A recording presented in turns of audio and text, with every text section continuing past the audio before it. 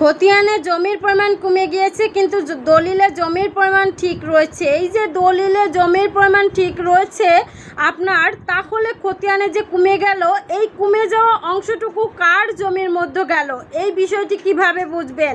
এই বিষয়টি বুঝতে হলে আপনার জমির সকল খতিয়ানের সার্টিফাইড কপি আপনাকে সংগ্রহ করতে হবে। তার মানে CS record, RS record, SA record, এই সমস্ত রেকর্ডগুলো সংগ্রহ করতে হবে। তার সাথে এই রেকর্ডগুলোর আন্ডারে যে মৌজা ম্যাপ রয়েছে, সেই মৌজা ম্যাপের সার্টিফাইড কপি সংগ্রহ করতে হবে এবং ওই মৌজা ম্যাপের আন্ডারে আপনাদেরকে সমন্বয় করে একটি প্যান্টাগ্রাফ নকশা উত্তোলন করতে হবে। এই প্যান্টাগ্রাফ নকশার মাধ্যমে আপনি জানতে পারবেন যে আপনার জমির দলিলে যে অংশটা আছে, রেকর্ডে যে অংশটা হয়নি, সেই অংশটা কার মধ্যে গিয়েছে। তার পরিপ্রেক্ষিতে আপনি পরবর্তীতে রেকর্ড সংশোধনের মামলা করলেই আপনি কিন্তু ওই জমিটি ফেরত পাবেন। তার মানে জমির যে অংশটুকু আপনার রেকর্ডে উঠলো না, আসলো না, সেই অংশটুকু কার মধ্যে গেল বা কোন ব্যক্তি সেই অংশটুকু ভোগ করছে, সেই জিনিসটা আমাদেরকে বের করতে প্যান্টাগ্রাফ নকশার প্রয়োজন। এই প্যান্টাগ্রাফ নকশায় স্পষ্টভাবে আমরা নির্ণয় করতে পারবো যে কার মধ্যে আমার জমির অংশটুকু রয়েছে।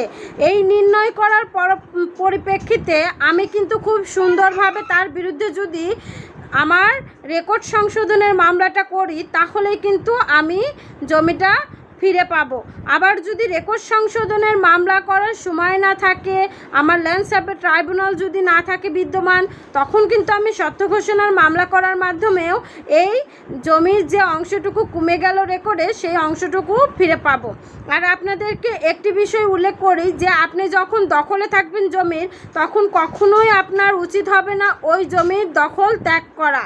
তার মানে আপনাকে কেউ যদি বেআইনিভাবে দখল উচ্ছেদ করে, তাহলে বেআইনিভাবে বলতে কি বোঝানো হচ্ছে? বেআইনিভাবে বলতে বোঝানো হচ্ছে আদালতের কোনো আদেশ ছাড়া আপনাকে যদি কেউ বেআইনিভাবে, তার কোনো দলিল নেই, বৈধ কোনো কাগজপত্র নেই, আদালতের আদেশ নেই, এই অবস্থায় সে যদি আপনাকে দখল উচ্ছেদ করে, তাহলে আপনি কিন্তু দখল উচ্ছেদ হবেন না। তার মানে সে দখল উচ্ছেদ করলে আপনি সাথে সাথে 2 মাসের মধ্যে 145 ধারার মামলা দায়ের করবেন। 145 ধারার মামলা দায়েরের মাধ্যমে আপনি আবার দখলে আসতে পারবেন। আর আপনারা যারা স্থায়ী নিষেধাজ্ঞার মামলা দায়ের করেছেন, তারা যদি আপনারা বেদখল হওয়ার মতো সম্ভাবনা থাকে বা আপনাদের উচ্ছেদ করেই দিল বা দিয়েছে এরকম সম্ভাবনা হয়, সেক্ষেত্রে ওই পার্মানেন্ট ইনজাংশন, স্থায়ী নিষেধাজ্ঞা মামলায় আপনারা টেম্পোরারি ইনজাংশন বা অস্থায়ী নিষেধাজ্ঞা আদেশের জন্য আবেদন করবেন। তাহলে কিন্তু আদালত অস্থায়ী একটা নিষেধাজ্ঞা মঞ্জুর করবে, যার পরিপ্রেক্ষিতেও আপনাকে কিন্তু আর কেউ বেদখল করতে পারবে না। এইভাবে আপনার দখলটা আপনাকে বজায় রাখতে হবে। কেন আপনার দখলটা আপনাকে বজায় রাখতে হবে?